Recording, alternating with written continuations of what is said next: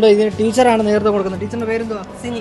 Sini teacher എന്തൊക്കെയാണ് ഇവിടെ ബുക്കുകൾ ഉൾപ്പെടുത്തിയിരിക്കുന്നത്? മലയാളം നോവൽസ് ഉണ്ട്, കോമിക്സ് ഉണ്ട്, കുട്ടികൾക്ക് വരച്ച് പഠിക്കാനുള്ള ഡ്രോയിങ് ബുക്കുകൾ ഒത്തിരി ഉണ്ട്, ഇംഗ്ലീഷ് ബുക്സ് ഉണ്ട്, ബഷീറിന്റെ ഒരുപാട് ടെക്സ്റ്റുകളുണ്ട്. വാങ്ങിക്കാൻ പറ്റുമോ അതോ? എല്ലാം വാങ്ങിക്കാം. വിൽപ്പനയും കൂടെ വിൽപ്പനയാണ് ഉൾപ്പെടുത്തിയിരിക്കുന്നത്. എങ്ങനെയുണ്ട് ഓവറോൾ ഫെസ്റ്റിന്റെ റെസ്പോൺസ്? നന്നായിരുന്നു. ഇന്ന് ഒരുപാട് ബുക്സ് പോയിട്ടുണ്ട്.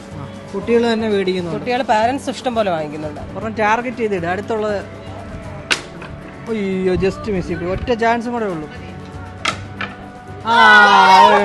ടീച്ചറിന് മഞ്ച് കിട്ടി കേട്ടോ. അപ്പോൾ കുട്ടികൾക്കൂടെ കൊടുക്കണം കേട്ടോ. ടീച്ചറിന് മഞ്ച് കിട്ടി. അങ്ങനെ ഇത്തരത്തിലുള്ള ആക്റ്റീവായിട്ടുള്ള ഗെയിം സെക്ഷൻ ഉൾപ്പെടെയാണ് കരിക്ക ഇന്റർനാഷണൽ സ്കൂളിൻ്റെ ഒഡീസ എക്സ്പോയിൽ കണ്ടക്ട് ചെയ്തിരിക്കുന്നത്. ഒഡീസ എക്സ്പോയ്ക്ക് ചുക്കാൻ പിടിക്കുന്ന നമ്മുടെ ഡയറക്ടറായിട്ടുള്ള ഇബ്രാൻ സാറാണ് നമ്മളോടൊപ്പം പങ്കുവരുന്നത്. സാർ, എങ്ങനെ ഇത്രയും കുട്ടികളെ കോർഡിനേറ്റ് ചെയ്ത് ഈ ഒരു ദിവസം ഇങ്ങനെ സ്കൂൾ ഇങ്ങനെ ചെയ്യുന്നത്? ഇത് ഞങ്ങൾ 7ാമത്തെ സംരംഭമാണ് ഒഡീസി എന്ന പേരിൽ നടത്തുന്ന എക്സിബിഷൻ. അപ്പോൾ നമ്മൾ സ്കൂൾ തുടങ്ങിയിട്ട് ഇപ്പോൾ 21 വർഷമായി. അതിലിടയ്ക്ക് കോവിഡിൻ്റെ സമയത്ത് നടത്താൻ പറ്റിയില്ല. അല്ലെങ്കിൽ 2 കൊല്ലത്തിലൊരിക്കൽ ഞങ്ങൾ നടത്തുന്ന വലിയൊരു സംരംഭമാണ്. കാരണം നമ്മുടെ കുഞ്ഞുങ്ങളുടെ ടാലൻസ്, അവരുടെ ഇൻവെൻഷൻസ്, ഇൻവെൻറ്റീവ് ഗിഫ്റ്റ്സ്, ഡിസ്കവറീസിനൊക്കെ അവർക്ക് ഒരുപാട് ഇൻബോൺ സിദ്ധികളുണ്ട്. അത് വെളിച്ചത്ത് കൊണ്ടുവരണമെങ്കിൽ ഈ എക്സ്പോ മാത്രമാണ് അതിനൊരു ഉപാധി.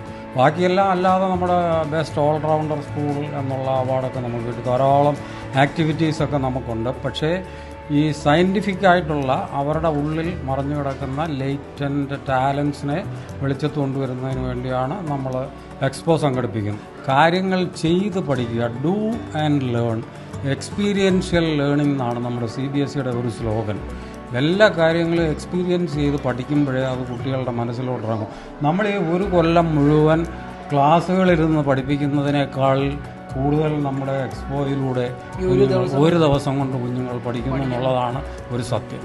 റീസെന്റ് ആയിട്ട് ഒരു അവാർഡൊക്കെ സ്കൂളിൽ കിട്ടിയല്ലോ. അതെ, നമുക്കിപ്പോൾ ഈ അടുത്തിടയ്ക്ക് ദുബായിൽ വെച്ച് നടന്ന ഒരു വേൾഡ് സ്കൂൾ സമ്മിറ്റ് ഉണ്ടായിരുന്നു.